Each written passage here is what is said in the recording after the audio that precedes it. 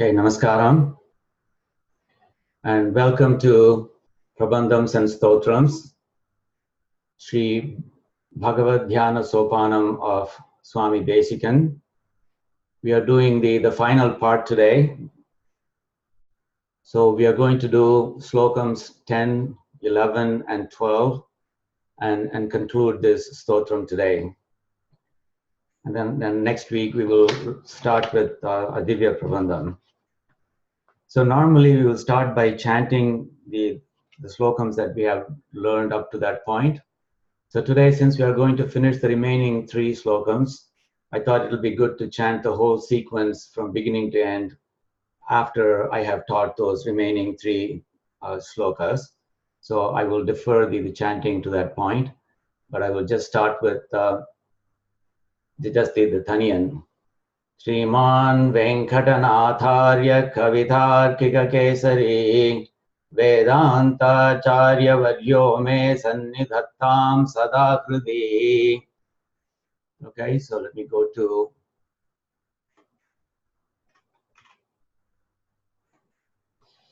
slokam number 10 is where we are going to start today. So we covered 1 through 9. The very first one was a general one, not specific to any angam of Emperuman. This of course is a Padadi Keshantam of Emperuman. So the sOpAnam or the padikattu or the flight of steps, it took you from the feet of Emperuman, from the lotus feet of Emperuman in slokam number 2, all the way up to the crest or the crown of Emperuman in slokam number 9. So 2 through 9, so those 8 slokams covered 8 angams in all. So at this point, we are done covering all the angams. So the key thing to note is that there were 8 slokams that were specifically devoted to angams of Emperuman. And so in some sense, you can call them as Ashta Angam, the 8 angams. And it's interesting to note that even Tirupanarvar in Amalanadipuran covers exactly 8 angams. So in his case, the first 8 pasurams of Amalanadipuran cover 8 angams. And then the 9 and 10 are general ones, whereas here the first one is a general one, 2 through 9, those 8, those are specific to an angam. And then, so we are now on slokam number 10. So at this point, we are not going to talk about any angam. Now, so it's interesting that there is some connection between the angams and the number 8. Normally, when we prostrate ourselves in front of elders or in front of Perumal, we do a Sashtanga Namaskaram, Sa plus Ashtanga. So there, the Ashta angams that are referred to are the 2 toes, the 2 knees, so that's 4, the 2 palms, that makes it 6, and then the chest, number 7, and the forehead, number 8. So when you do a Sashtanga Namaskaram, those are the Ashta angams that are referred to. And in a similar way, there are 8 angams or Ashtangams that are talked about in Tirupanarvar's Amalanadipuran, and also the 8 angams that are covered in Swami Desikan's bhagavad dhyAna sOpAnam. However, those 8 angams are not the same. So even though the number 8 remains constant between all these 3, the specific angams that are included in that 8 are different. Okay, so that's something that for you to remember. Now, at this point, Swami Desikan is just going to say what he has done. He's going to summarize what he has done in this bhagavad dhyAna sOpAnam. Remember that when people give presentations, one of the common advice that is given to them is, first you tell them what you're going to tell them, then you tell them, and then thirdly, you tell them what you told them.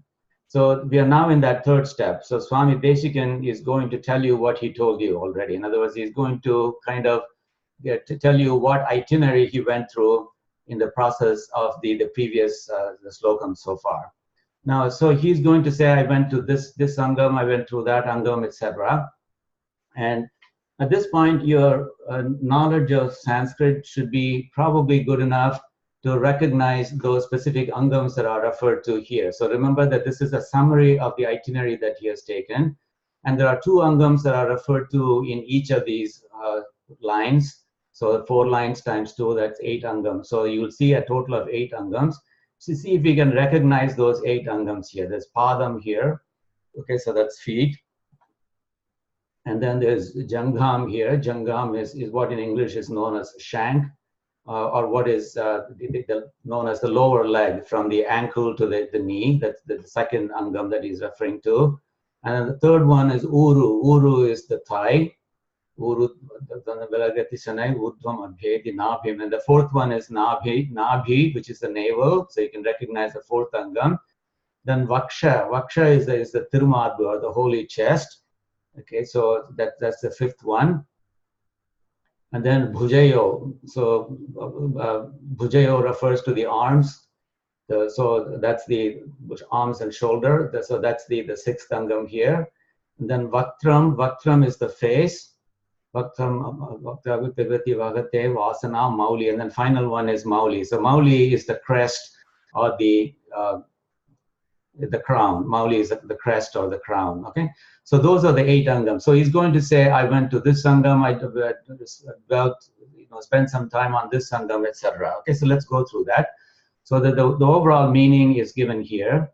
My thought touches his lotus feet, he says, and worships the Lord of Srirangam's janghas, and it gently clings to his 2 thighs, and above that it approaches his navel, and it rests on his chest, and it revolves around his arms. So you can see that he's kind of enumerating all the angams that he went through.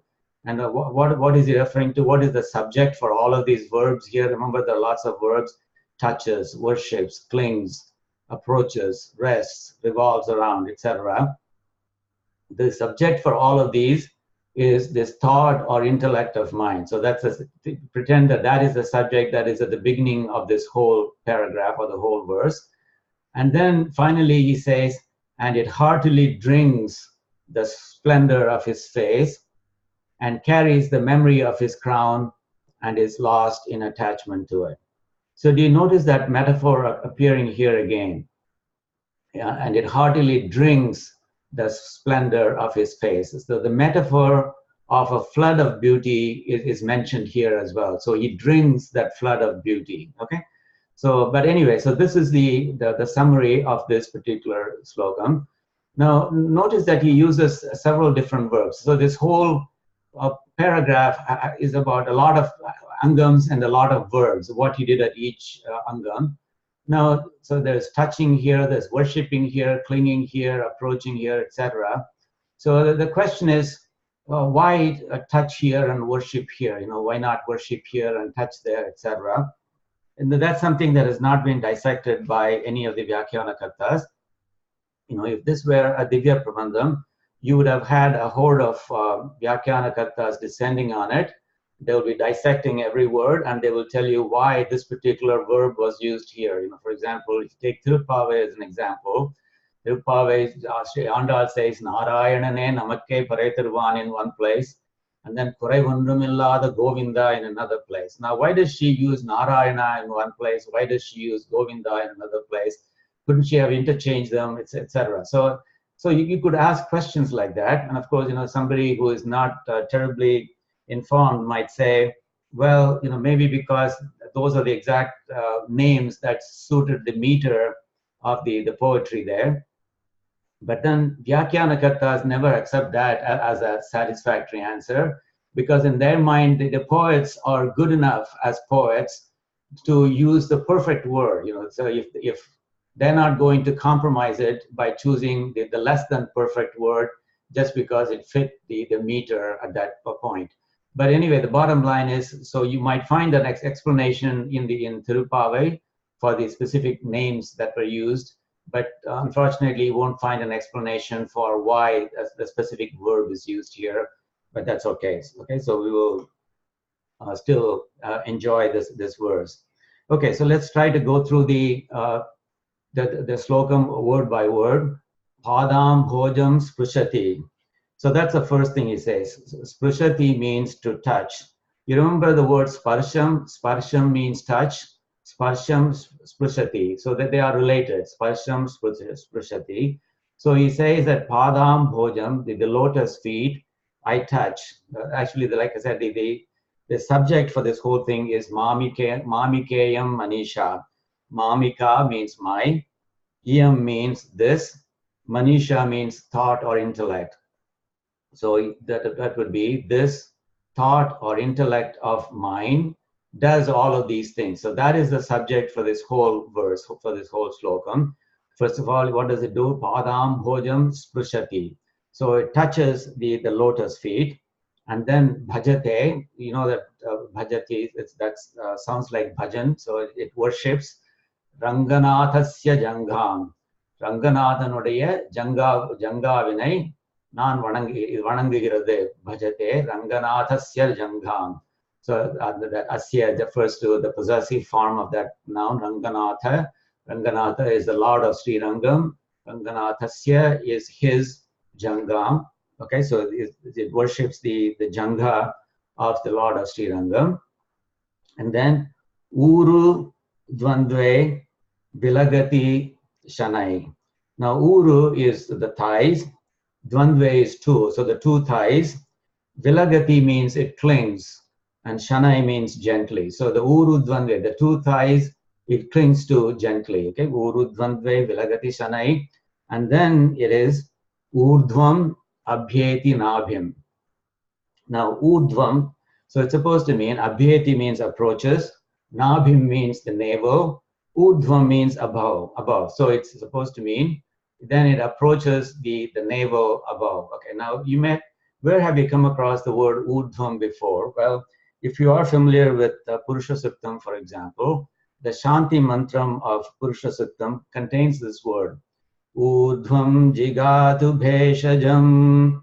Okay, so if you remember that, well, so what does that mean there? So Urdhvam jigatu bheshajam means may plants, which are like life-giving medicine, grow upwards. Well, so you see the Urdhvam there refers to upward. The Urdhvam here refers to above, but they're similar, they're related, above, upward, etc. Okay, so Urdhvam jigatu bheshajam means may plants, which are like life-giving medicine. Bheshaja means medicine. May they grow upwards well. So it's kind of blessing everything in the world, including the plants. Okay. So Urdhvam is what that means. Above. So my mind approaches the navel above. Abhyeti is approach. Nabhim is nabhi. Urdhvam means above. Okay. And then the next line is supposed to say, and it rests on his chest, this thought or intellect of mine. So that would be vakshas yaste. You know that astu means is, for example. Aste means, so vakshas yaste. Vaksha means the chest, the tirumarbu. So if you think, for example, in Sri Stuti, you will hear Swami Desikan saying, Vaksha pitim madhu vijayino bhushayantim swakantyaha. Vaksha pitim. You have taken his tirumarbu as your pitam. Madhu vijayino, the one who conquered Madhu, the Rakshasa, so namely the Emperor Man. You have taken that as your pitam. Vaksha pitim madhu vijayino bhushayantim swakantya. And with your own effulgence, Svakantya, Bhushayantim, you've added, you're kind of like an abharanam to him. You're kind of like an ornament to him. But the point is, Vaksha is a word that will occur very often because Sri Devi resides there. So Vakshasyaste means on his chest, it rests, my thought rests, Vakshasyaste. And then Valati Bhujayo. So Bhujayo refers to the arms. And then Valati refers to revolving around. Remember in Tamil we say Valam Vandar. Valam Vandar means he went around, right? So, or for example, when you say Urvalam Vandar, Urvalam means going around the city. So you can think of this Valati as being related to that Valam Vandar in Tamil. So Valati means to go around or to revolve around. So Valati Bhujayo, my heart or my mind, revolves around the arms of Emperor Man. Valati Bhujayo, Mamikeyam Anisha. This is the subject for the whole verse, as I explained earlier. Mamika plus Iyam plus Manisha. This mind or intellect of mind. So that's what it means. Okay, anyway. And then the last line, Vaktrabhikyam. So Vaktrabhikyam Pibati. So Vaktram means the face. Okay, so for example, you've already come across this word Vaktram in another verse, another slokam. Kantam Vaktram Kanakatilakal Ankritam Rangabhattuhu. So that same Vaktram is appearing here as well. So at least as a result of going through this Bhagavad dhyAna sOpAnam, you should be familiar with the Sanskrit words that represent the 8 different angas that Swami Desikan talks about. And one of them is Vaktram. Okay, so Vaktram is the face. So Vaktra plus Abhikyam. Abhikyam means the splendor or beauty or gracious look. Pibati. Now, pibati means drinks. Okay, so this means Vaktra Abhikyam Pibati means it drinks the splendor or beauty of his face. Now, pibati, have you come across a word that is similar to pibati anywhere else? Well, if you're familiar with the song called Pibare Ramarasam, Rasane, Pibare Ramarasam, the Sadashiva Brahmendra's composition, Pibare Ramarasam. What does Pibare mean there? Pibare means drink. So Rasane, he talks to the tongue of himself, and he says, "O tongue, Pibare Ramarasam, drink the nectar of Rama." Or more correctly, drink the nectar of Sri Ramanama. Okay, Pibare Ramarasam. That same Pibare and this Pibati, they have the common root. So this Pibati means to drink. So Vaktra Vikyam Pibati means it drinks the splendor of his face. And then finally, Vahate, it carries Vasanam Mauli Bandhe. Mauli Bandhe. Vasanam means memory. For example, in Tamil you say, Purva Janma Vasana irko anvo, for example, the word Purva Janma Vasana. So the memory from the previous birth, okay? So that kind of Vasanam is what is used here. The memory carries the memory of, in other words, his mind carries the memory of his Mauli, that is his crown or his crest. Bandhe means attachment, right? So we are talking about bandhus. So bandhus, with of course relatives, people that we are attached to. So the bandham means attachment. So it remains attached to his crown or to his crest. Okay. Okay. So that's the meaning of this particular verse, and it's a very simple one, because its whole purpose is to kind of summarize the itinerary that Swami Desikan went through in the previous slokas. So I will not elaborate because it doesn't contain any new information other than summarizing the angams. What I will do is I'll simply go on to give you my poetic translation, and then we will do a chanting of this particular sloka. Okay.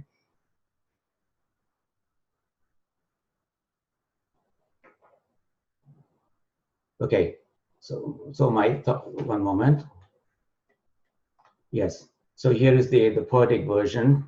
At his lotus feet doth my sOpAnam commence. It kind of says where the sOpAnam starts. Then this rangas, fine jangas, my dhyAnam extols. Of course, it went to the jangas after that. To his thighs so stupendous, my thought gently clings. And his navel, a whirlpool I journey to next. The whirlpool is a description that he used in the previous verse to refer to the navel. On his chest, I do rest like Sri Devi and move. So I went to his chest, and then I'm moving to his arms, and around them my thought does revolve. And so my thought revolves around the arms.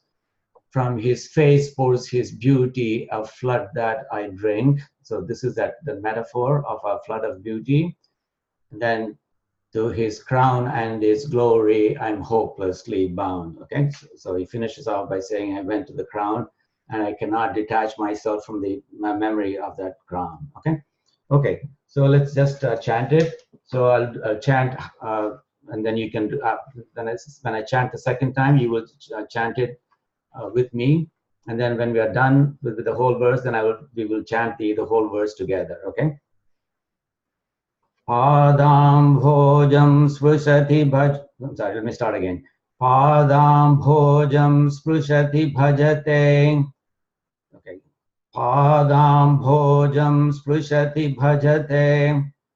Ranganathasya jangham. Ranganathasya jangham. Urudvandveye vilagati shanaihi. Urudvandveye vilagati shanaihi. Udvamabhyeti nabhim. ऊर्ध्वमभ्येदिनाभिम् वक्षस्यास्ते वलति भुजयो वक्षस्यास्ते वलति भुजयो मामिकेयं Manisha मामिकेयं Manisha वक्त्राभिक्यां पिबति वहते वक्त्राभिक्यां पिबति वहते वासनामौलिबन्धे वासनामौलिबन्धे. And now the whole verse together. Padambhojam sprushati bhajate Ranganathasya jangham Urudvandve vilagati shanaihi Udvamabhyeti nabhim Vakshasyaste valati bhujayo Mamikeyam manisha Vaktrabhikyam pibati vahate Vasana mauli bandhe. Okay, so that's a summary verse of all the places that he went to. And now you would think that he is done. He should finish off with his Phalashruti. But then Swami Desikan does something interesting. He does have one more verse before he goes to Phalashruti. So in verse number 1, it's almost as if he says, you know, even though I thought I was done, the Emperor's beauty is so great that I need to go back and say a couple of more things about his beauty. So you will see that in the 11th verse, he will say just a little bit more about the glory of Emperor, the beauty of Emperor. But then he will also say something about the Utsava. Remember that so far, this whole bhagavad dhyAna sOpAnam has been about the Moolavar, you know, the reclining Periya Perumal of Sri Rangam. But now in this one verse, he makes a brief reference to the Utsava. So you can say that the purpose of this is twofold. One is to say, you know, I thought I was done, but Emperor's beauty is so much that I need to go back and say a couple of more things because I just can't control myself, you know. So that's probably the one reason. The second one is he just wants to bring up Namperumal, the Utsava at Sri Rangam. So that's the purpose of this 11th verse. And then the 12th one would be the actual Phalashruti, okay? Okay, so the meaning is these hands here are gorgeous and generous. So remember that he's back to talking about the hands, even though they are an angam, and he probably could have said this previously as well. But somehow he felt compelled to say this here because the Emperor's beauty and its glory are so great that he feels like going back to the angams. And so the hands, so he's talking about the hands. The hands here are gorgeous and generous. And then he says the scars, see, this is something that you and I will not be able to see. The scars imprinted by Emperor's bracelet and bowstring are visible. So he remembers that the Rama Avataram, for example, and he remembers the countless number of enemies that as Sri Rama dispatched to their end by using his bow. And so he thinks about the fact, oh my goodness, how many times would he have pulled that bowstring with some impact on the skin of his fingers? So that must have caused a scar on his fingers. So he talks about the scars imprinted both by the bracelet and by the bowstring. So I'll have reason to elaborate this bowstring aspect of it in the next slide. So, but anyway, so that's the meaning of this. So he sees things that are too subtle for you and me to notice. Like I said, it takes an acharya or an arvar of a high caliber to even imagine these kinds of things. It would not even occur to us to notice the scars from the bowstring. Tarumbu, we call it in Tamil, we call it tarumbu. So villai upayogitta kai tarumbu adayum avar parkirar. So that would not be visible to us. Okay, and then he says the hands are a large iron bar locking the gate to Sri Devi's abode. So this is an interesting analogy. His hands look large. So think of a large horizontal iron bar, blocking a gate. Gate is attached to its hinge post. So there is an iron bar that keeps you from opening that gate. And so the gate leads to Sri Devi's abode, or namely his chest. So he compares Emperuman's hands to a large iron bar that locks the gate to Sri Devi's abode. So that Sri Devi's abode is the chest, of course.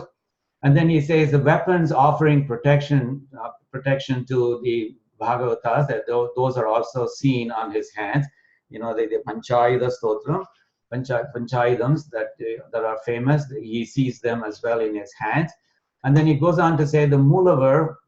So far, everything he has talked about is about the Moolavar, the Periya Perumal. The Moolavar sleeps on the snake, that is the Adiseshan. And then slightly in front of himself, slightly in front of that Moolavar, is that Emperuman as himself, but in the form of a Utsavar. So in the form of Utsavar. So now he mentions, or rather makes a very brief mention of the Utsavar in Srirangam, this Namperumal, was pictured here on the top left. Okay, so as himself in the form of Utsavar. And then that's it. And that's the only reference he makes to the Utsavar. And then he goes on to more or less give a concluding statement which says, in the middle of Srirangam and in my heart too, this Emperuman, he lives or he lives with his consorts, okay? Namely with the Sri Devi, Bhu Devi, and Neela Devi. So that's the meaning of this particular verse. So there's a brief, the first two lines, he felt like saying something about the hands, and then he makes a brief reference to the Utsavar, and then in the last line he's done by saying that this Emperuman, he not only lives in Srirangam, but he lives in my heart as well.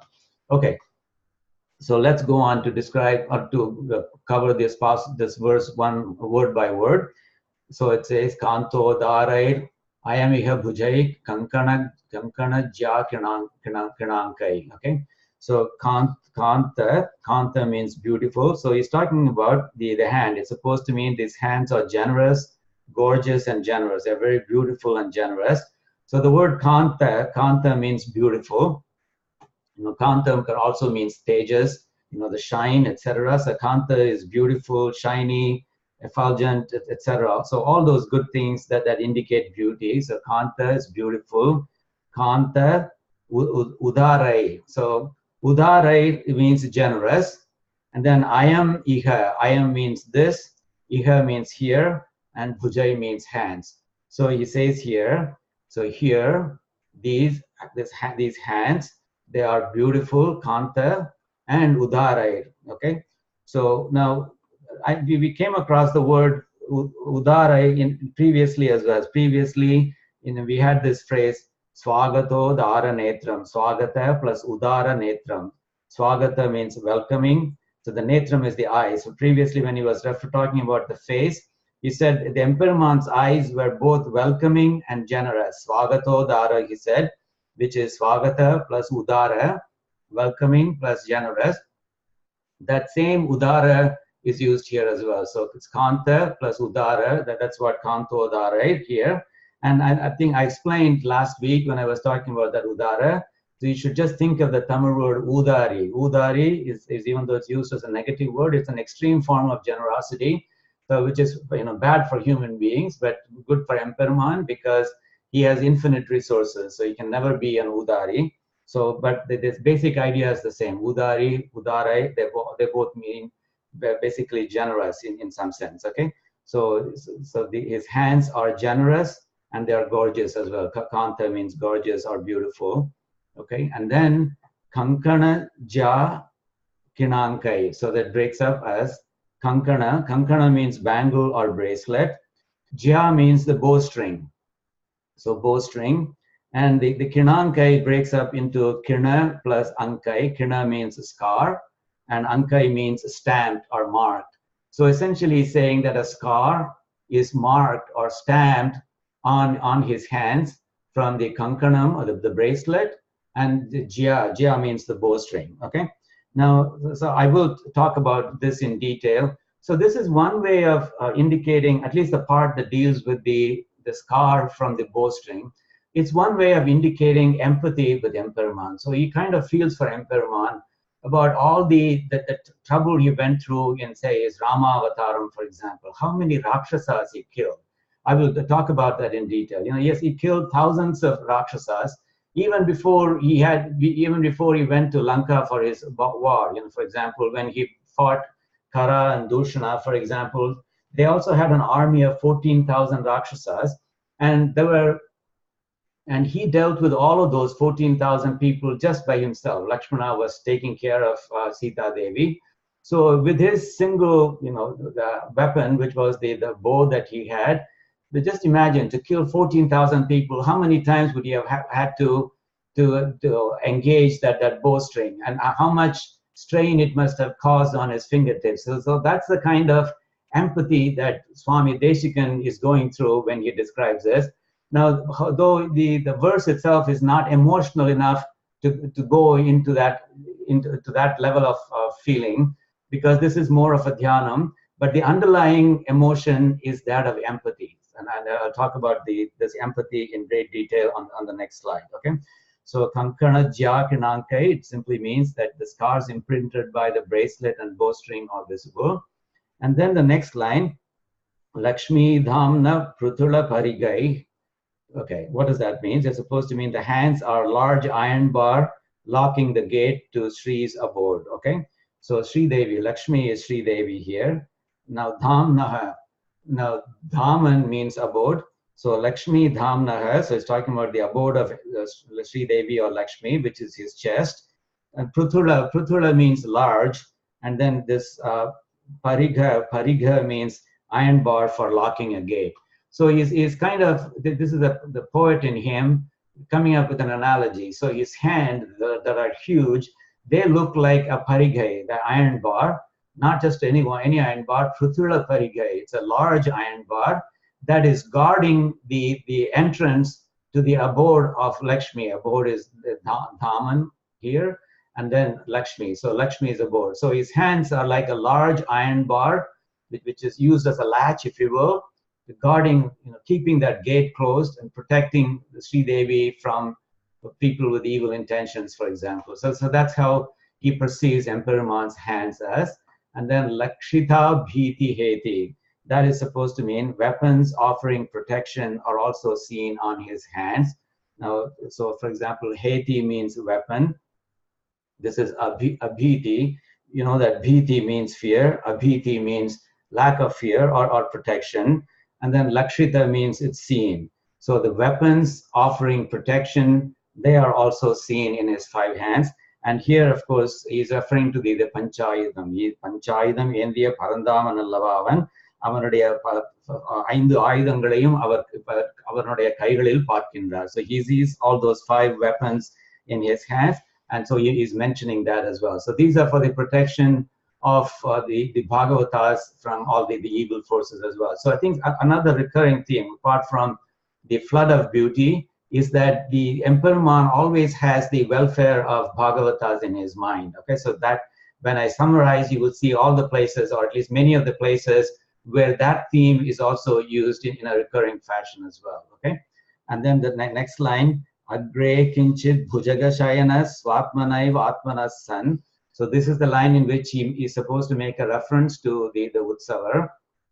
So Bhujaga Shayana is referring to, Bhujaga is the snake, Shayana is sleeping. So he's referring to the Moolavar who is in that Bhujaga Shayana pose, or Kidanda Tirukolam on Adiseshan. So he's referring to the Moolavar being in that lying position. And he says, Agre Kinchit. Agre means in front. Remember that the most famous dashakam of Sri Narayaniyam starts with this word Agre. Agre Pashyami Tejo. Agre, in front. Pashyami, I see. Tejo, the effulgence of Sri Krishna. So that same Agre is used here as well. So in front of the Moolavar, in front of that Moolavar who is in that Bhujaga Shayana. And Kinchit. Kinchit means koncham. A little, slightly in front. So kinchit agre, kuncham munnadi. If you compare the word kinchit and kuncham, you'll be surprised by the consonants that are common between the two. Kinchit, kuncham, right? Kinchit, kuncham. So they must have had a common root. But anyway, agre, kinchit, bhujaga shayana, slightly in front of the Moolavar who is on that bhujaga, who is reclining or sleeping on that snake. Swatmanaiv Atmanas San. Okay, so this breaks up as Swa plus Atmana plus Eva. So that's Swatmanaiv. That means by himself, and Atmana means himself. So he's saying that Emperman himself and by himself is, so a son is kind of being, that the word is. So he says that Emperman is there also in front of himself as himself. Okay, so Swatmanaiv, Atmana's son. So that the one who appears as the Utsavar is also the same as the one who appears as the Mulavar. That's what he's saying, that the same Atma, the same person or the same Atma, the Paramatma, is also appearing in front as the Utsavar. And then the finishing line is the one that touches your heart. It says, Madhye rangam mamacha hridaye vartate savarodha. Vartate means lives. Okay, so again, the subject in this particular case is Emperman. Vartate, he lives. Savarodha. Savarodha means with his consorts. So he lives with his consorts. Where? Where does he live with his consorts? So he lives in Madhye Rangam. He lives in the middle of Sri Rangam. Okay, and not only that, cha means and. In Sanskrit, the word cha occurs very often. Cha means and. Mama hridaye. Ennudaya hridayattilum. So that is what a cha is. Ennudaya, our Srirangathin Madhil irikkirar. Adu mattumalla. Ennudaya idayattilum irikkirar. And the irikkirar, and the is what this cha is. Madhye Rangam Mamacha Hridaye Vartate Savarodha. So he's in the middle of Sri Rangam, and that's not surprising, but the most surprising thing is he's in the middle of my heart as well, because he has stolen my heart. I've lost my heart in contemplation of him. Okay, so anyway, so that is the beauty of this particular verse, talking about the Emperman being in him as well. So Tirupanarvar also says something like that in one of his verses in Amalanadi Pirani. He says, Varamaya Paravinai Patraruttu Ennai Tan Varamaki Vaitan Vaitadandri Ennul Pugundan. He says, Varamaya Paravinai Patraruttu. Paravinai means the karma from previous births. Varamaya, which are heavy. Patru Aruttu, he broke them. He broke all of my past karma, which were heavy, which were wearing me down. Ennai tan varamaki vaittan. He took me on his side. Tan varamaki means tan pakkathil eduthu kondan. Tan pakkathil vaittu kondan. So he took me on his side. Vaitadandri, not only that, Yennul puhundan, he says. So he entered me. He entered my heart, he says. That's what Tirupanarvar says. And that is the same sentiment that Swami Desikan expresses here as well. Mamacha hridaye vartate savarodha. Okay. Okay, now there are a few things that I want to elaborate on from this particular slokam, which I think are interesting. So one is that kankana jya kinankai. So he says at one point the scars from the bracelet and bowstring are visible. So let's just look at the bowstring aspect of it. I think one way to interpret it is that this is a way of expressing empathy for all the sufferings that Emperman went through, say in Ramavataram, for example. Okay? So Desikan is moved by the fact that he went through so much trouble for the sake of destroying evil forces to protect the Bhagavatas of this world, to protect the good of this world. Now, so that's the part that I want to elaborate on. Okay. Now, so the question is that really rational to do that? First of all, Sri Rama was an incarnation of Emperman. So he's a supreme being. So he would not have felt any pain, right? So what is the purpose of expressing our own sadness about the alleged pain that he incurred in his Ramavataram when he is a supreme being, when he should not have incurred any pain at all, right? Well, I think there are two ways to look at this. One is in Ramavataram, Emperman, Sri Rama did not think of himself as the supreme being at all. In fact, if you look at the quote that you find here, Sri Rama says, Atmanam Manusham Manye Ramam Dasharatatmajam. He says, I think of myself as just a human being by name Rama, the son of Dasharatha. So Atmanam, that means myself. Manusham, a human being. Manye, I think. Ramam, as Rama, are called Rama, Dasharatatmajam, the son of Dasharatha. So that's what I know myself to be. So when does this happen? So in Yuddha Kandam, after Ravana had been killed and Sita had been liberated, So Rama asks Sita to prove her virtue. And so Sita enters a flame, Agni, in order to prove her virtue. And at that point, all the devas in the heaven, they're horrified. They're horrified that Sri Rama, the avatar or the incarnation of Emperor, is making the Tayar to undergo this very harsh proof of her virtue. And so they appear and ask him why he is doing this, given that he is the supreme being. And that's when he says, well, I don't know anything about myself. All I know is that I'm a human being. My name is Rama, and I'm the son of Dasharatha. If you know anything more, you tell me. And of course, the devas go on to tell him who he really is. Okay.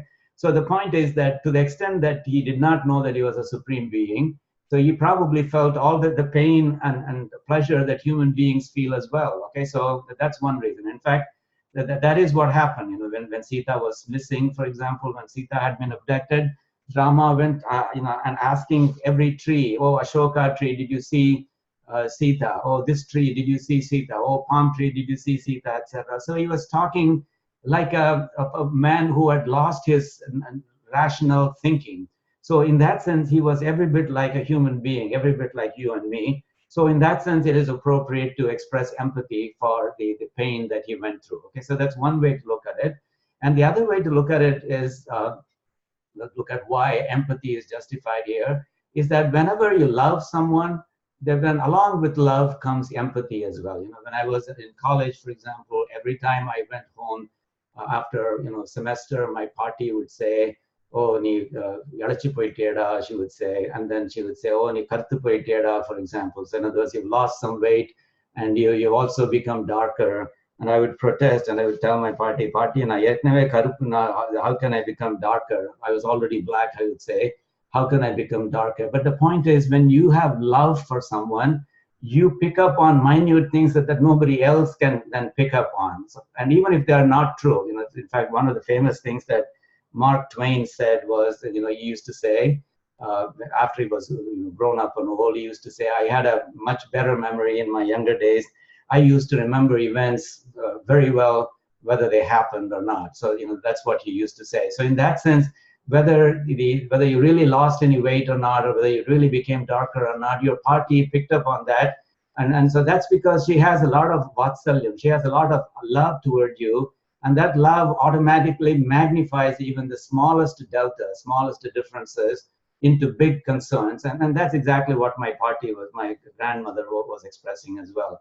So in that sense, when you have love, whether it is toward a human being or Emperman, it comes with a package. Along with that love comes empathy. And that's what, so in that sense, if you're going to love Emperman, you will probably end up having empathy for all of the troubles he went through in his Vibhava avatarams when he came down to earth. Okay, so for example, in Rama avataram, in Kamban talks about how he fought Tara. Okay, so Tara, he says, so Tara, he asks Rama to kill Tara, and Rama says, well, she's a woman, and I'm not supposed to fight women. So how do you justify that? And Vishwamitra says, and that's a part that I don't have here, but that kind of leads up to what you see here. But the thing that Vishwamitra says is, well, Indra fought this Tara, and then he ran away in retreat, and all the devas, their armies got destroyed, and they ran away in a hurry. And on top of that, her Mandaram, you were told, her shoulders are like the Mandara mountain. Remember the Mandara mountain that was used as a churning rod? Vadavarayai, Mattaki, Vasugiyai, Nanaki, Kadalvannan, Pandurunal, Kadalvairu, Kalakkinaye. So that mountain that was used was Mandara mountain. And that Mandara, Tara's shoulders are exactly as huge and as impenetrable as this Mandara mountain. So he says, okay, Rama, okay, here's all my arguments. Indra lost to him, lost to her, and ran away. The devas, their armies got destroyed, and her shoulders are like Mandara Malai. So given all that, tell me, how is she different from a man? So that's the argument that Vishwamitra makes. And of course, so I want to tell you how huge her shoulders were. And yet, Rama's single arrow, it was shot, the arrow that Rama shot not only got stuck on her chest, and that's not what happened, it penetrated her and came out at the other end instantly at the same lightning speed at which it went in. So just imagine with what force it must have hit her. And so Swami Desikan reasons, well, if it hit such a huge giant and that's speed, fast enough to penetrate and come out and still proceed unimpeded, then it must, to what extent should Rama have pulled the bowstring, and therefore to what extent would his finger be scarred by that experience, okay? So he says here, Sollokkum kadiya vega sudusaram kariya semmal allokkum. So this is a beautiful analogy that Kamban gives in Kamba Ramayanam about the fact that the arrow went into Tara and came out at the other end instantly, and so it didn't get stuck, for example. So he gives an analogy about how the arrow went in and came out. So this is the beautiful analogy. He says, Sollokkum kadiya vega sudusaram. He says the sudusaram, the hot arrow, the flaming arrow, if you will, it was kadiya vegam. It was very fast.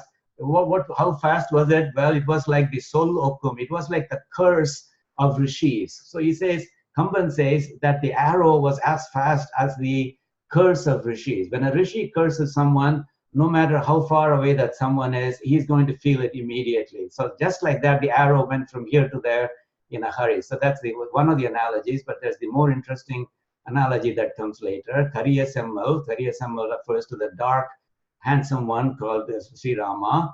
Allokkum Nirathinal, the one who was like the night, that refers to Tara. Male Vidudalam. So he shot an arrow. Then Vaira Kunra Kallokkum Nenjil Tangade, did not stay put in her chest.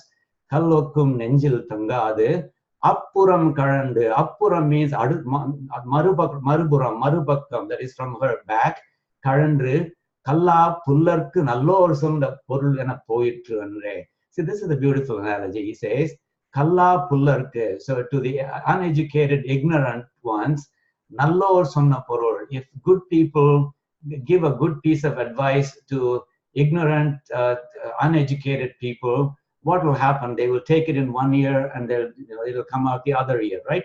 So he says here, just like the word of advice given to an ignorant one, it didn't stay in that person. It went through one end and came out at the other end. So that's a very beautiful analogy.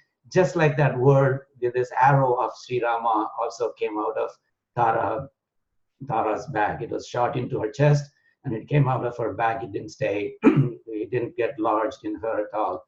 And then also he says, in talking about how he fought the Kara and Dushana, remember this is where the army of 14,000 Rakshasas were fighting Sri Rama. This is one person, Sri Rama, fighting that army of 14,000 people. So this is that story that really got Kulasekara Alvar excited. Kulasekara Alvar was a great bhakta of Sri Rama, and so he used to have upanyasakas come and give upanyasams about Ramayanam. And so one day this upanyasakar was talking about how Rama single-handedly was facing this Kara and the army of 14,000 Rakshasas. And Kulasekara Alvar, he got carried away. He forgot that he was in Kali Yuga, and the upanyasakar was talking about something that happened in Treta Yuga, two yugas ago. But he got so carried away, he thought that it was happening in real time. And he said, if that's the case, oh, General, get our army ready, because I want to go and help this Rama fight this army of 14,000 Rakshasas. Okay, so that's the story that Kamban talks about here. Ondru pattu, nuru, ayiram, kodi, endru unarat. So he says here, he didn't fire one arrow, he didn't fire 10 arrows, not 100, not 1,000, not a crore, into unarat. So there are innumerable arrows. So that's how many arrows he was shooting. That's how many arrows this Raghavan was shooting. And that resulted in this very Prinap Perum Kundram, this huge mountain of corpses lying there. So you can see that, if you were shooting arrows endlessly, that this in Panchayata Stotram, that you see this expression, Bhavanti Daityashani Varnavashi. Varnavashi means the rain of arrows. And that's what Sri Andal also talks about in Arimarai Karna. She says, Arivol Minni Valambari Radindu Tarade Sarngam Udaita Saramarai Bol. Sarngam refers to that bowl. Sarngam Udaita Saramarai Bol. Saramarai, that's exactly the same thing as Varnavashi. So that the rain of arrows. You remember that sometimes when the rain starts, it starts slowly. You can hear the individual drops falling on the ground, and then they fall hard on the ground, and the frequency of that pitter patter increases, and you imagine a point at which you can still hear the individual drops, but they are so frequent, and then that's what this arrows. That's the speed at which the arrows were being fired from Sri Rama's bow. And so Sri Desikan empathizes with the fact that that must have really caused some hurt to Sri Rama's fingers, and that's why he has an empathy for the scar that he is saying. Now, I said that Arvars and Acharyas show this empathy towards Emperor, even though the rational mind would say, why are they empathizing with Emperor who does not need their protection, who does not need their sympathy? If you look at Pallandu written by Sri Periyarvar, for example, that Periyar, so what is the sentiment behind it?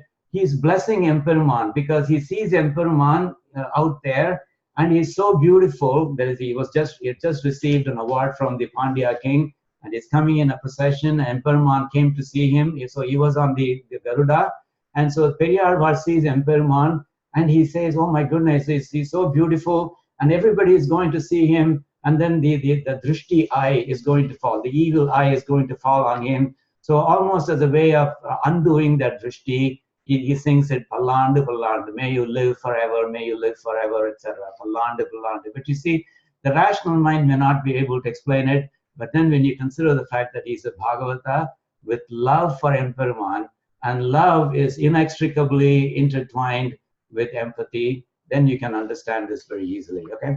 Now, I just have a couple of more examples here. In Periyarvar Tirumuri, in Yashoda Bhavam, Periyarvar imagines himself to be Yashoda. This is one of the, there are many padigams that are along these lines, more than 100 pasurams in this category. So Periyarvar imagines himself to be Yashoda, and I think nobody has enjoyed little Krishna more than Periyarvar has, in the guise of Yashoda, that is. And so at one point, Yashoda says, Anirai Meikani Podi. He talks to Krishna and she says, Anirai Meikani Podi, Arumarundu Avadu Ariyai, Kanagam Yellam Tirindu, Un Kariya Tirumeni Vada. Now, what exactly does that mean? So, Kanagam Yellam Tirindu.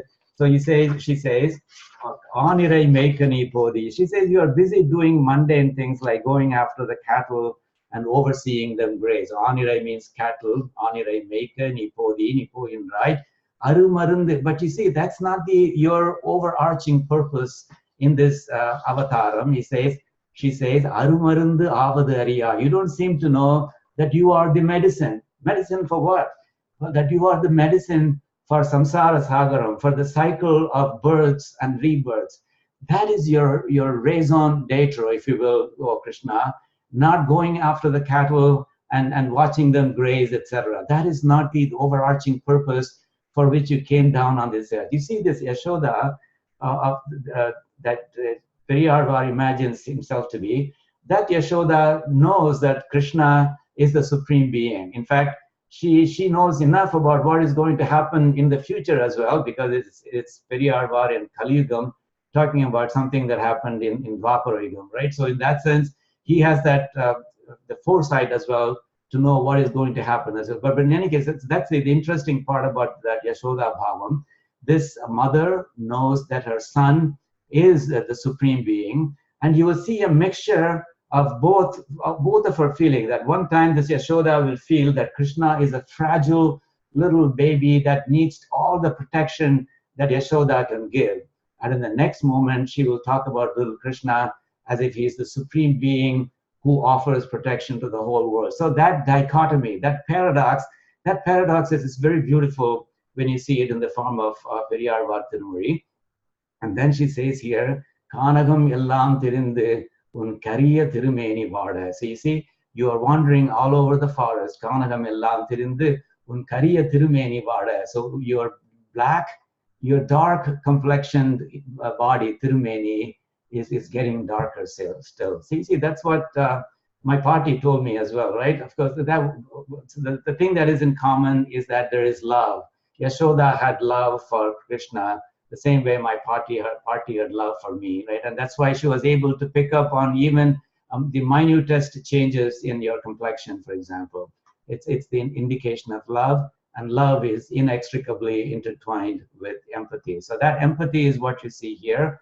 And this is something that even Thirumarsai Alvar expressed in Tiruchanda Viruttam. So in Tiruchanda Viruttam, Thirumarsai Alvar, there's one pasuram in which he talks to the Kudandai Aravunda Perumal in Tirukudandai or Kumbakonam. He says, Nadanda Kalgal Nandavo, Nadinga Nyalam Enamai, Yadanda Mei Kulungavo, O Aravamada, Unude Kalgal Valikindrada. You seem to be, so he expresses his sympathy, empathy. He says, oh, your legs seem to be hurting. Is that why you are lying down? Because that Emperman there is in the lying posture. In the Kadanda Tirukolam. So he asks, are you lying down because you are hurting, because you're tired? You are hurting from all the walking that you did in Sri Rama Avataram when you went looking for Sita? Or are your legs tired from the fact that you measured the 3 worlds in the Vamana Trivikrama Avataram? Or are your legs tired from acting as a messenger, walking as a messenger back and forth between the Pandavas and the Kauravas? Nadanda Kalvar Nanda voices. So I was asking, well, why are your legs hurting? See, do you see that the amount of empathy that the Alvar has toward Emperuman? And then he also says, Nadunga Nyalam Enamai, Yadanda Mei Kulunda voice. So he now refers to the Varaha Avataram, and he talks about the fact that Emperuman, as that wild boar, had to dig the earth to rescue Bhuma Devi, who was shivering, shuddering. Nadunga Nyalam Enama. Ena means that boar. Yadanda Mei Kulungavo. So you dug the earth, and is that why your body itself is tired? And is that why you are resting? You see that he knows that Emperman is the supreme being, but he still offers his empathy, right? So one more example. Perumal Tirumari, this is Kulasekara Alvar. Now Kulasekara Alvar in this Padigam, he imagines himself to be Dasharatha, the father of Rama. And Dasharatha is lamenting the fact that he has sent Rama to the forest.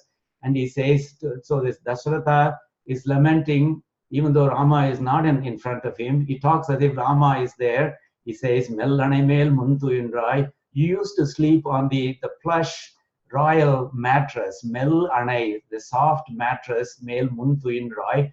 Mundu oru kalathil nee tuindrai thungi kondirundai. You used to sleep on the plush, soft, royal mattress in the palace in Ayodhya. Indru inipoi vian kana marathin kir. However, today in the wide forest under the trees, kallanai mel kantuyila katranayo. Did you see the pain that Dasharatha is feeling here? He says, kallanai mel kantuyila katranayo. Did you reconcile yourself to sleeping on hard rocks under the trees in the very hostile forest? You feel the pain that Dasharatha is feeling. And of course, this is the pain that Kulasekara Alvar was feeling. He's transferring it to Dasharatha. But you can see the pain that Kulasekara Alvar is feeling about the fact that Sri Rama had to go to the forest and that he had to sleep on something that was something different from the soft mattress that he was used to, etc. Once again, it's a case of empathy. That empathy comes out of love. And finally, in one last example from Yashoda Bhavam as well. So here the Yashoda is saying, Kodayum Seruppum Kodade, Damodarane nan Kodayum Kadiyana Undru Vembarakkarudai, Kadiya Venganadai, Kaladinova, Kandrinpin, Kodiyen Pillai Pokiren, Elle Pavame. She is bemoaning the fact that she has sent Krishna into the forest after the cattle without any umbrella to protect himself from the harsh sun, and cherupu, without any cherupu, without any footwear to protect himself from the harsh stones, etc. So she talks about how unfriendly or how hostile the forest is. The kadiyana, udayum kadiyana, undru vem pararkal udais. So the stones there are very harsh. They are hard, and they are prickly, etc. And so he's walking on all those on all that ground there in the forest.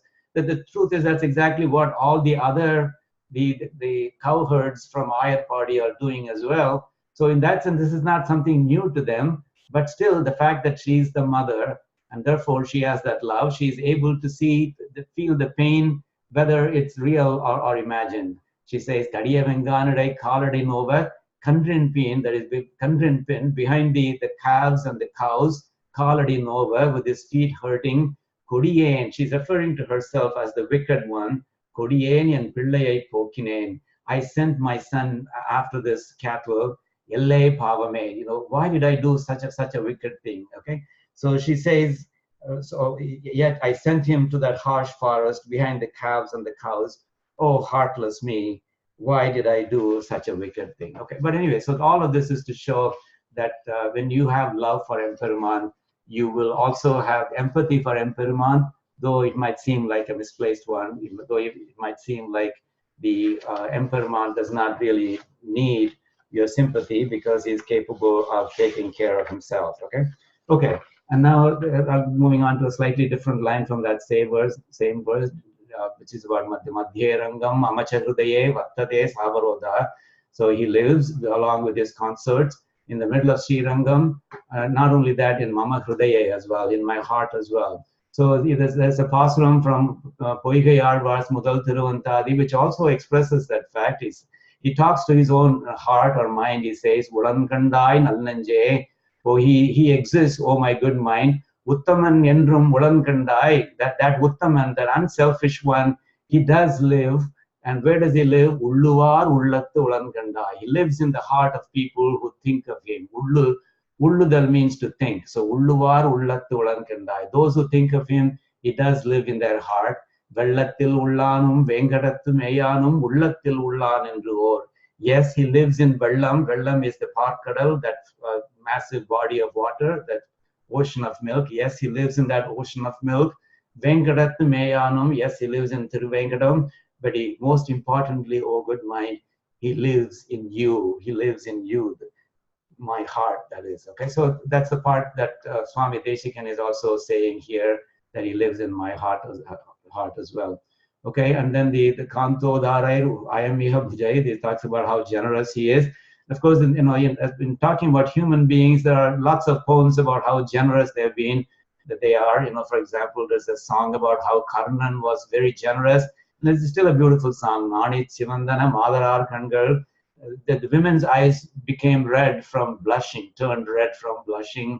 Nadudorum Nadandu Sivandana Pavalar Kalgal. The legs, the feet of poets turned red from going all over, visiting various countries in search of kings who would reward them.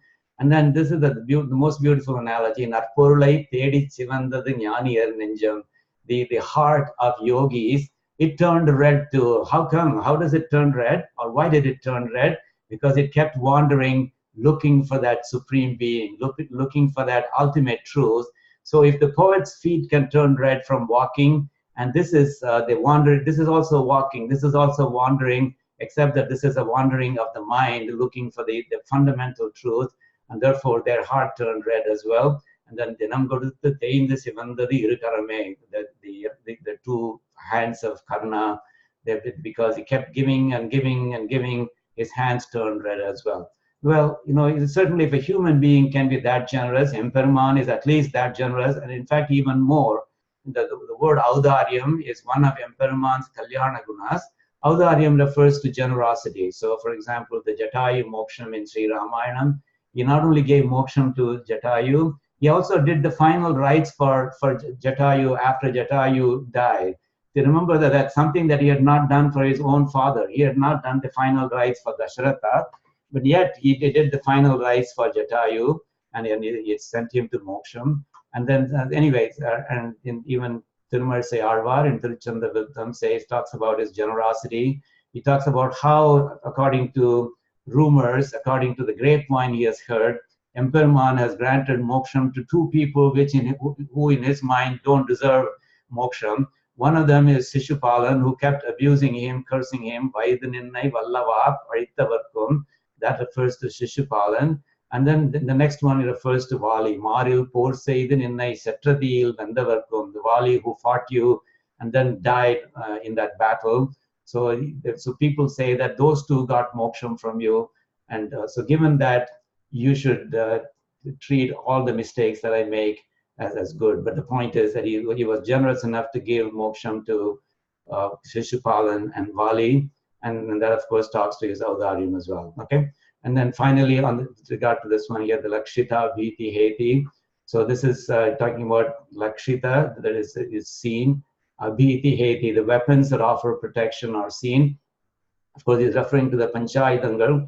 So Periyarvar has a beautiful pasuram about this Panchaidam. So he says to these Panchaidams, they say, he calls out each one of them, and then he says, don't sleep, don't sleep, don't sleep. Urahal, urahal, urahal, urangadir, urangadir, urangadir, don't sleep, don't sleep, don't sleep. One sudar Arye, or Chakra, or Shankar, or Nandaka Vale, or the Nandakam, the sword, Arye, Sandame, or the bow, Tande, the Gada, the Kamo, the He. Then calling them out, and he also calls out Brahman and the Edmar Uloga Palirgal, the Ashtadik Palagargal, Paravayaraya calls Garuda as well. So he's calling all of them, the Panchaidams and others, and he says, don't sleep because you have a very important duty. You have to guard the bedroom of Emperuman. And so where does that Emperuman sleep? He goes on to say that bedroom is nothing but his shariram itself. And so he says essentially protect the bedroom in which he sleeps. And of course, and then as a footnote, he says that bedroom is really my shariram. So indirectly protect my shariram as well. Okay. Anyway, so that's beautiful. And finally, the poetic translation of this particular verse. It goes like this. And his hands, they are beauty, and big is his heart. So this is, we talked about the Kanta. Kantam is the beautiful part. The Udara is the generous part. So, and his hands, they are beauty, and big is his heart. And his bracelet and bowstring, their scars melt my heart. Like a Baradu, his hands guard Sri Devi's abode. His devotees protected, his weapons ensure. And this Lord, he reclines on a snake, and in front stands another Utsavar, a clone of the Lord. With his Devis, he lives in Sri Rangam's confines. And another place sacred, my heart it is called. Okay, so that's the poetic translation. So let's chant it. So it's the second time I chanted, you will chant. Kanto darai rayamiha bhujaihi. Kanto darai rayamiha bhujaihi. Kankanajya kirnankaihi. Kankanajya kirnankaihi. Lakshmi dhamna prutula parigaihi. Lakshmi dhamna prutula parigaihi. Lakshita bhiti hetihi. Lakshita bhiti hetihi. Agre kinchit bhujaga shayana. Agre kinchit bhujaga shayana. Swatmanaivatmana san. Swatmanaivatmana san. Madhye rangam mama cha hridaye. Madhye rangam mama cha hridaye. Vartate savarodhaha. Vartate savarodhaha. Now the whole verse together. Kanto darai rayamiha bhujaihi. Kankanajya kirnankaihi. Lakshmi dhamna pruthula parigaihi. Lakshita bhiti hetihi. Agre kinchit bhujaga shayana. Swatmanaivatmana san. Madhye rangam mama cha hridaye. Vartate savarodhaha. Okay, and then that brings us to the very final verse. So here, this is the Palastuti verse. So here, the Swami Desikan is saying that the meaning is here, this Sabha, known as Sri Rangam, this court, or this Sabha, known as Sri Rangam, is praised by the divine Rasikas, and it delights the mind of all without exception. So that's how beautiful, how delightful Sri Rangam is. And then he refers to his own mind. He says, with a pure mind, he says that I have a pure mind. And that pure mind did not come by accident.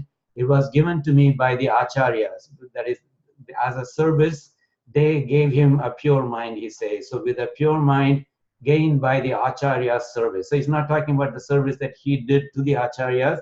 He's saying that as a service to him, they gave him this pure mind. And then he says, this Venkatesan, referring to his birth name, Venkatanathan is his birth name, has created this work.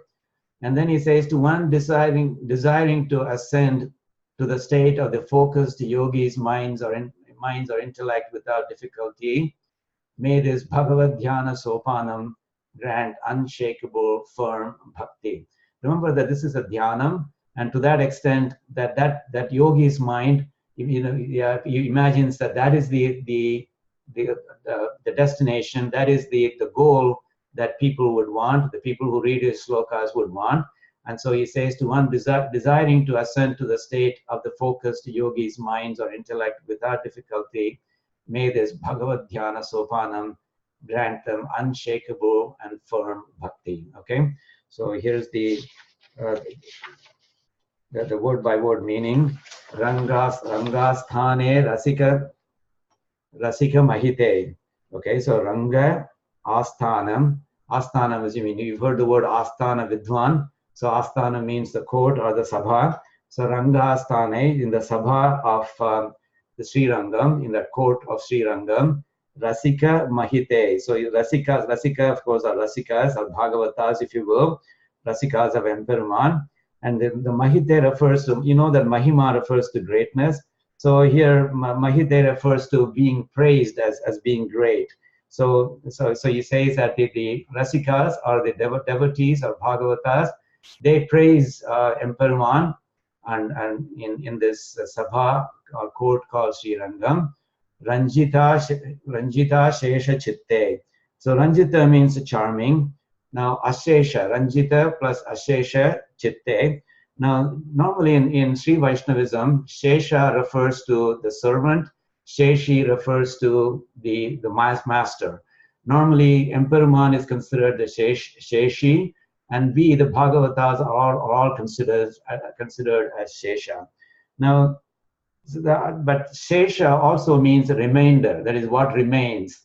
And Ashesha means without any remainder. So really the meaning here is Ranjita Shesha Chitte. What it means is it delights the mind. Chitta means chittam or the minds. So Ranjita, it delights the minds of all without any remainder, without any exception. So you can think of it as, if you think of, a group consisting of, Emperuman and the devotees together, then Emperuman is the Sheshi, and what remains? The remainder, those are the Shesha. So Shesha there means a remainder in some sense, and Ashesha means without a remainder. So Ranjita Shesha Chitte. So it delights the minds of all without any remainder, without any exception. Then Vidvat Seva Vimala Manasa, he says here, with a pure mind gained by Acharya service. The Vidvat means that the scholars are Acharyas, Seva means service. Vimala Manasa, Vimala is pure, Manasa, as you know, means mind.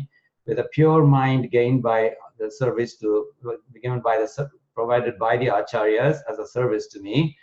Venkateshana, this Venkatesan, referring to himself, Kluptam has created this work. So Venkateshana Kluptam has created this work. Akleshena Pranihita Dhyam.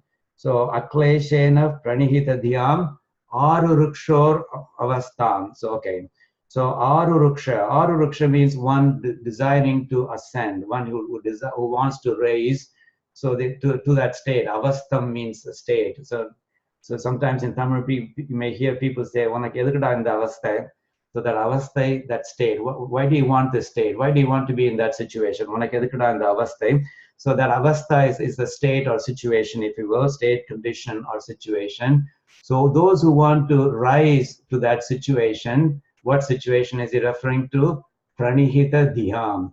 Pranihita refers to yogis. Dhya refers to the intellect. So remember, I keep referring to the Gayatri Mantram. The last line of the Gayatri Mantram is Dhyo Yonaha Prachodayad. That Dhya there refers to the intellect. Dhyo Yonah Prachodayad. Prachodayad. May it inspire, may it stimulate Nach, our Dhya, our intellect. So that same intellect is referred to here as well. Pranihita Dhyam, the mind or the intellect of the yogis.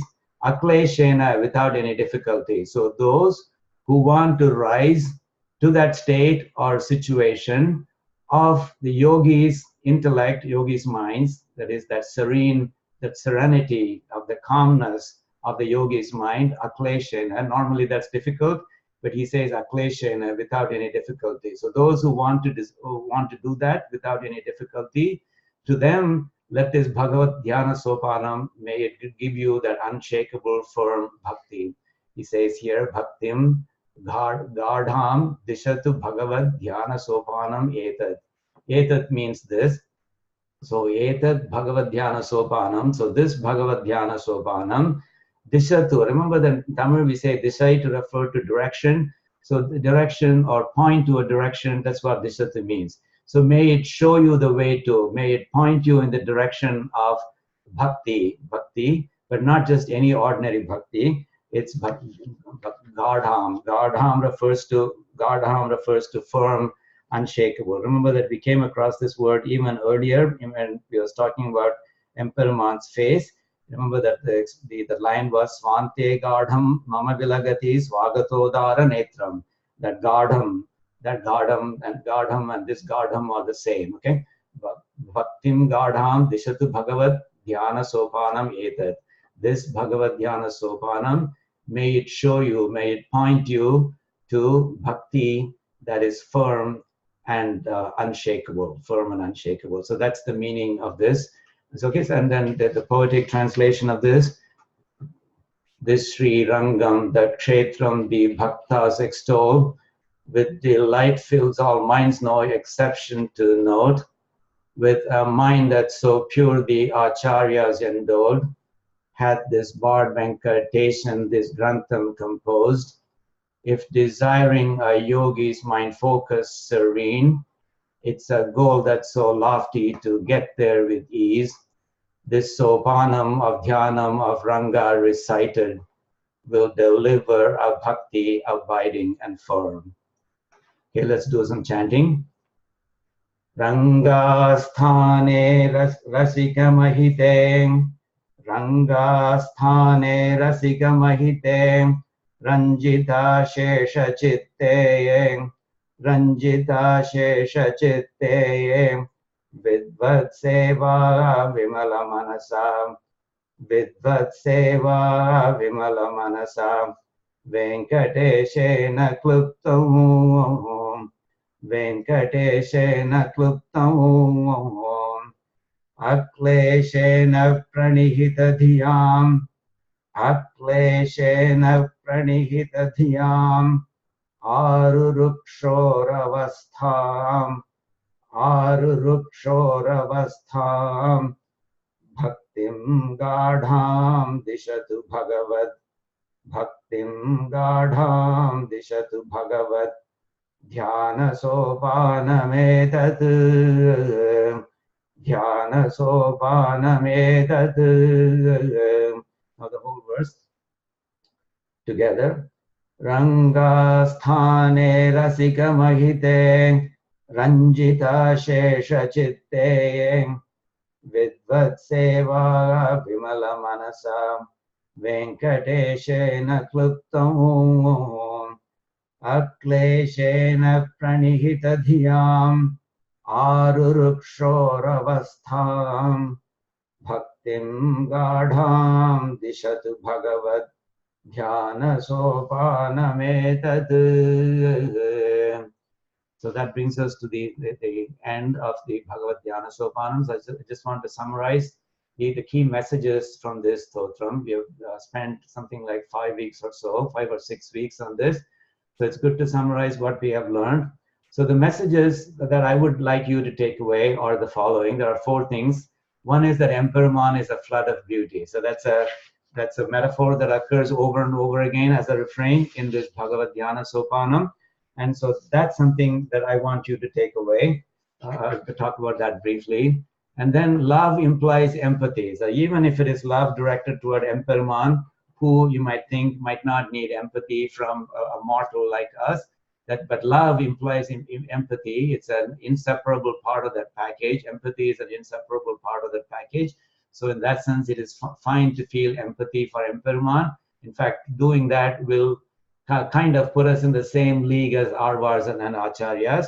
And then the third one is he will take care of us. This is a message that comes multiple times in bhagavad dhyAna sOpAnam. So we should take comfort from that. So he will take care of us. So as long as we do our part, as long as we do Sharanagati to him, he will take care of us. And finally, this should give you a serenity of mind. Reciting this bhagavad dhyAna sOpAnam should give you the same serenity that Swami Desikan himself had in composing this particular stotram. Okay, so those are the four messages.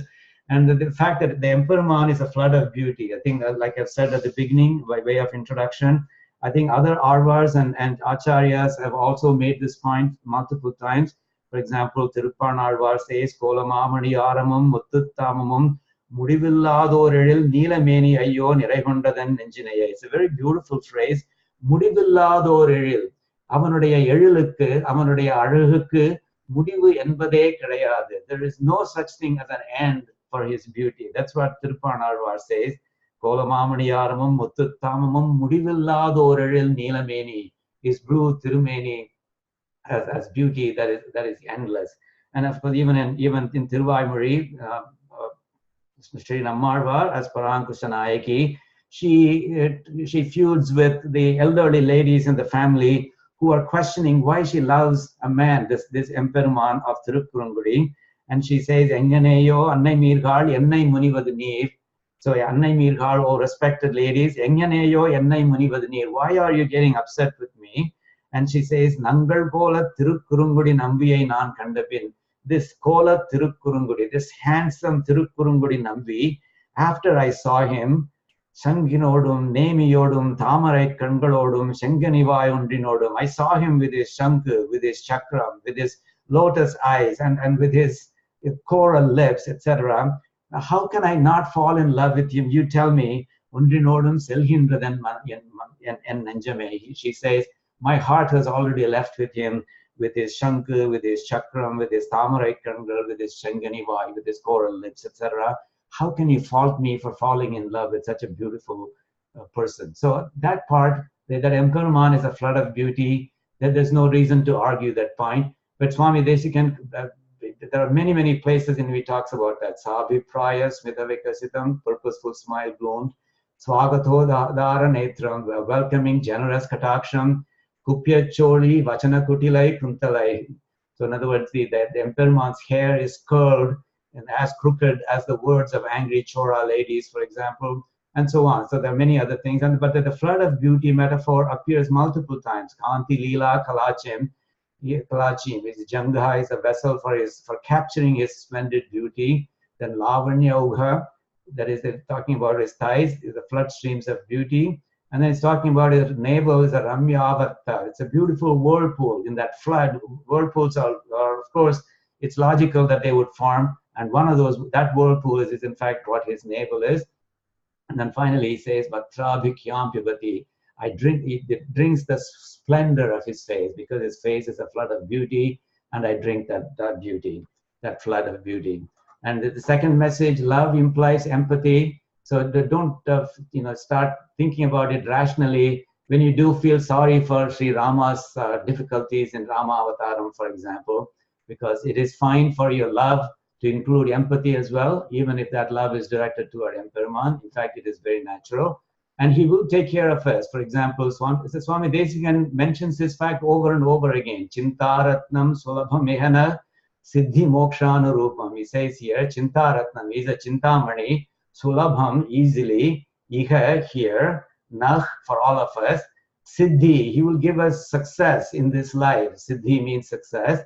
But that's something that you will get from any Chintamani. But then the most important thing is mokshanurupam. A Chintamani is not going to be able to give you moksham. So, but this is a special kind of Chintamani. That's what this Ranganatha is. He will give you moksham as well. Siddhi mokshanurupam. Okay. And then similarly, Akila Prarthana Parijatam. He's a Parijatam tree that answers all of the prayers, all of the prayers. Dhinanatha Vyasana Shamanam. Right? So he helps those who are weak. He helps those who are without any refuge, etc. and so on. Dripta, Sayam, Chinta, Destiny. So when I held his hand, now I felt that my mind became like that elephant which had that conceit. So that's what holding his hands will do for you, and so on. So he does. He says quite a lot of things, and then it talks about the serenity of mind in multiple places as well. Akleshena pranihita dhyam aruruksho orostam. So this is in the Palastruti. Anyone who wants to ascend to that state of a serene mind, pranihita dhyam, the yogi's mind, that this bhagavad dhyAna sOpAnam will help. And then he says here, padam bhojam paripalati me bhavana dirghikayam. So he refers to his mind here, me bhavana, my thought, as a pond, dirghikayam, that refers to a pond. Padam bhojam paripalati me, avanuடைய பாத தாமரை என்னுடைய மனம் என்னும் குளத்தில் பிரதிபலிக்கின்றது. So he says that lotus, his lotus feet is reflected in the still pond of my mind. You see, where would you find a lotus? You would find the lotus in a pond, right? And so this padam bhojam, this lotus feet, so Swami Desikan thought that he should give that lotus feet a pond, so for it to call a home. And so he offers his mind itself as a pond. So he offers his mind as a pond, and he says, my mind is that metaphorical pond, and I see that his lotus feet in that pond, okay? And then santapam me shamayati diya. So it cools all the vexing tribulations, etc. And this is very beautiful. Rajanvatya sthitimadhigata vrittayas chetaso me. If you have a kingdom without any ruler, you will have complete anarchy. Everybody will be doing something different.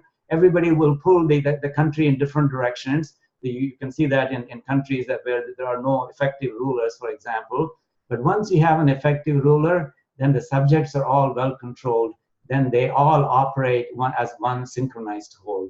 And that's what his indriyams and his manas or mind are doing with Emperuman as his king. So Rajan Vatya, he says, I have now acquired a king, and now all of my senses and my mind are under complete control. That, of course, also refers to the serenity of mind, okay? And so on. So even when he talks about becoming that elephant, becoming conceited like that wild elephant, he says that I'm held in restraint by the beautiful rays, the Rashmibir Bhushanana, by the beautiful rays of light coming from his abharanams, coming Bhushanana, Dhrudanyamita, they firmly bind to that Kattuttari, that Chitramalana Yantram, if you remember. So you see, even when he felt like bursting loose as a wild elephant, he was still in complete control. In other words, instead of that, we talk about three kinds of gunas, right? Sattva guna, Rajasa guna, and Tamasa guna. That wild elephant represents the Rajasa guna, passion. So even though he felt momentarily passionate because he felt invincible, he still came under control, because the beauty of Emperuman's abharanams really quieted him down and brought him to that, the sattva state, the sattva guna. Okay, so I think when you should calmly chant this slokam, this stotram, and as a result, if you do that many times, I think you will feel that same serenity of mind that Swami Desikan has expressed throughout this particular stotram. And I want to conclude by saying Madhye Rangam Mamacha Hrudaye Vartate Savarodhaha. So he says in the middle of Sri Rangam and in my heart too, he lives with his consorts. And hopefully we will be able to say that as well in our minds too. May this Ranganatha with his consorts, may he live in our hearts as well. Sri Swami Desikan Thiruvadigale Sharanam.